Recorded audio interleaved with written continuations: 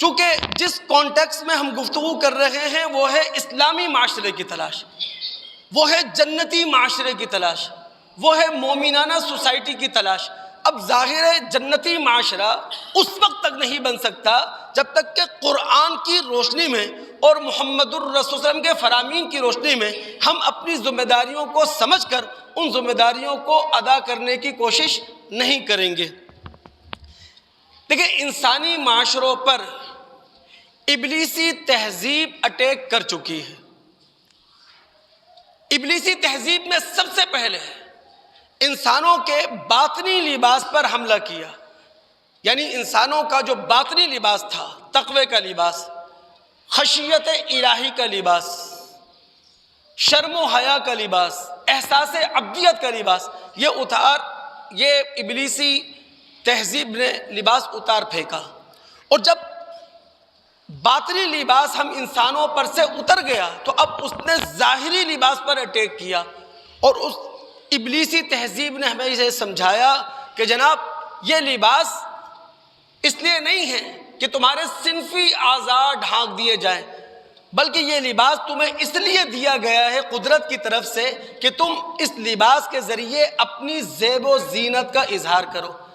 جب ابلیسی تہذیب نے حملہ کر دیا تو اب فیشن ڈیزائنر آئے، انہوں نے فیشن ڈیزائننگ کے نام پر لباس کی ایسی تراش خراش کی جس میں صرف جسم جھلک رہا تھا، جسم کا زیر و بم دکھائی دے رہا تھا، جسم کے نشیب و فراز نمایاں ہو رہے تھے۔ وہ ساتر لباس نہیں تھا، وہ صرف انسان کے جسم کی خوبصورتی کو نمایاں کرنے والا تھا۔ پھر ان فیشن ڈیزائنر نے ایسا لباس صنف مخالف کو زیبتن کروایا، ان سے کیٹ واک کروائی۔ یہ جو مس یونیورس، مس ورلڈ، مس ایشیا کے مقابلے ہیں، یہ سب ابلیسی تہذیب کا حصہ ہے دوست۔ کاش کہ یہ بات ہم مسلمان سمجھیں اور اپنے آپ کو اس ابلیسی تہذیب سے بچانے کی کوشش کریں۔ یاد رکھیے، میں نے پہلے کہا قرآن ہماری زندگیوں میں نہیں ہے۔ اس ابلیسی تہذیب سے اللہ رب العالمین نے اس وقت ہمیں ہوشیار کر دیا تھا جب ابھی اسلام مکہ سے سفر کر کے مدینہ میں بھی نہیں آیا۔ یہی سورہ اعراف ہے، اس کی آیت نمبر 27 کا آپ مطالعہ کریں۔ اللہ رب العالمین فرماتے ہیں، سورہ اعراف مکی سورت، مکہ کے دور آخر میں نازل ہوئی۔ اللہ نے کیا کہا؟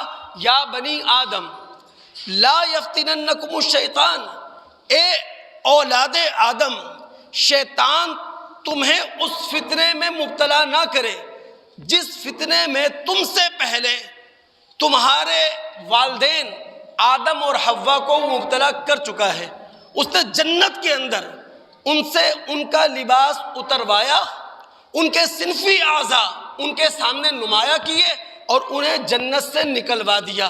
آج یہی کام ابلیسی تہذیب کر رہی ہے کہ لباس ستر نہیں رہا، لباس صرف زیب و زینت کا ذریعہ ثابت ہو رہا ہے، چاہے جسم کے نشیب و فراز نمایاں ہو رہے ہوں، چاہے جسم کے اعضاء وہ دکھائی دے رہے ہوں، اس سے کوئی فرق نہیں پڑتا۔ تو بہرحال ہم مسلمانوں کو جب اسلامی معاشرہ چاہیے ہے، جنتی معاشرہ چاہیے ہے، تو وہاں اپنے خالق سے بھی سیکھنا پڑے گا اور اپنے نبی محمد الرسول اللہ صلی اللہ علیہ وسلم سے بھی سیکھنا پڑے گا۔